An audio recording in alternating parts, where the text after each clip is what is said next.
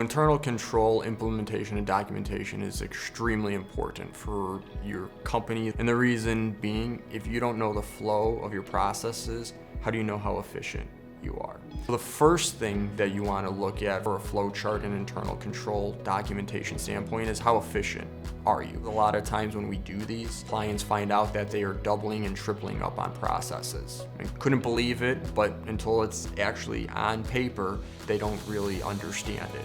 What also happens is then we can take a look at their controls and see if there's controls in place to make sure that double and triple checks aren't necessary. Because not only are double and triple checks efficiency killers, but you may have somebody employed that you don't really need, or you can move them into a different function that's more efficient for your company.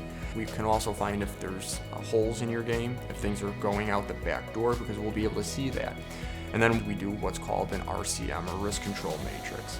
A risk control matrix actually shows you where those risks are and where the controls that correspond to those risks are at the exact same time, so that you can actually see, are there holes, are there not, where are they? Every company is always going to have certain risks that you can't put a control on it. That is how internal controls work, but ultimately knowing where those holes are and saying, okay, I've got to plug that one and I got to watch that hole. Those are extremely important to the long-term processes and the long-term strength of any company.